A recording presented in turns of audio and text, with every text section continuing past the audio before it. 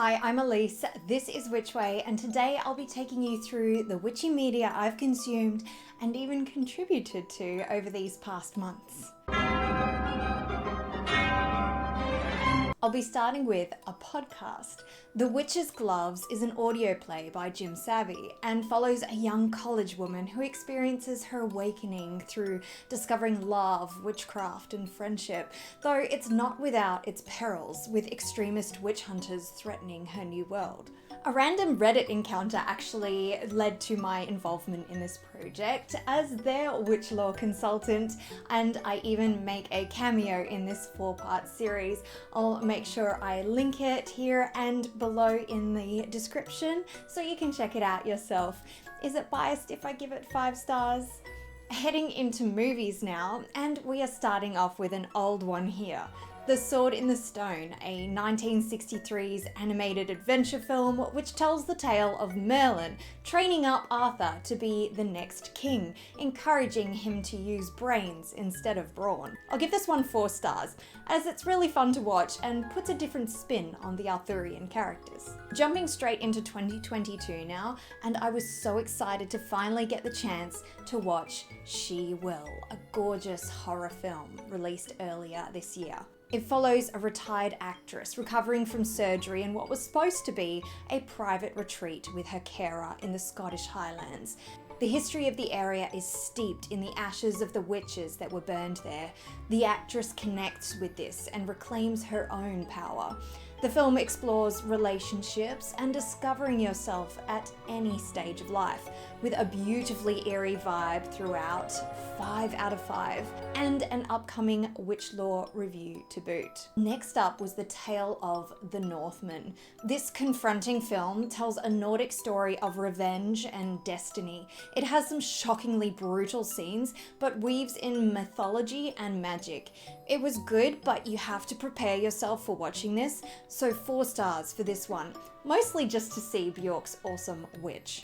Next, I watched Studio 666, a gory horror comedy starring the Foo Fighters. Trying to make a new album, they head to an old house to record, but its occult history and demonic possession become a problem. A dumb fun film, its acting is terrible, but they weren't trying to hide that, so 2 stars here as it was still good for a laugh. But here's the one everyone's been waiting for, Hocus Pocus 2, the family Halloween comedy. The Sanderson sisters return, and this time they are hell-bent on becoming even more powerful, and it's up to a bunch of teenagers, a magic shop owner, and a zombie to stop them.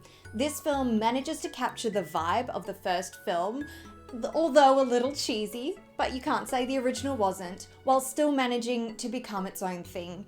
It explores the relationship of the sisters in more depth and was so fun to watch. 5 stars here. I mean, I could nitpick, but I just really enjoyed the film and will definitely watch it again. Check out my review for some more of the witch lore included in this film. October is the month for kids' Halloween films, and the next 2 were no exception. Starting with the fantasy adventure film School for Good and Evil.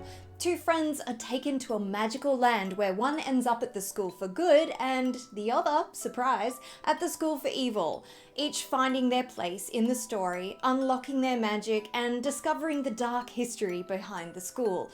I found this film a bit cheesy, and the messages it sent were very mixed.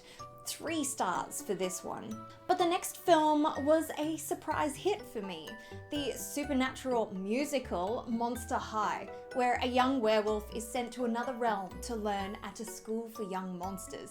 She quickly learns to hide her heritage as monsters despise humans. But she isn't the only one with a secret, and something darker is lurking at Monster High. I didn't realize it was a musical going into it, but the songs are actually pretty good, and the message the film sends is a great one. 5 out of 5 for a kids movie. Moving into series now, and I will start with Sabrina the Teenage Witch. This sitcom's title is pretty self-explanatory. On her 16th birthday, Sabrina discovers she is a witch and quickly finds out her limitations throughout a series of high school hijinks. It's a fun little comfort show with many guest appearances. It oozes 90s nostalgia, which gives it a 4-star rating. I've signed up for another long one here with 7 seasons and a bunch of movies, and just after I've finished with one of those already, with Charmed Season 8. The magical trio known as the Charmed Ones now want a life away from vanquishing demons and are training up the next generation. The finale gets 3 stars, but definitely not among the worst of the seasons.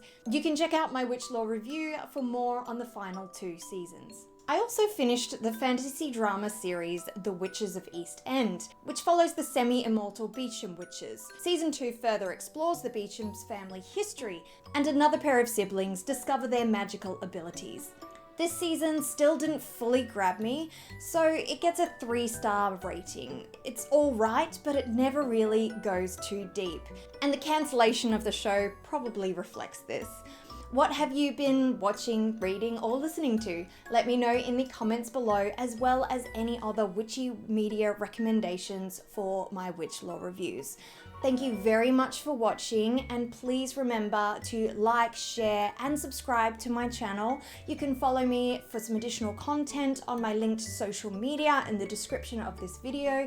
And as always, thank you very much for watching here on Witch Way.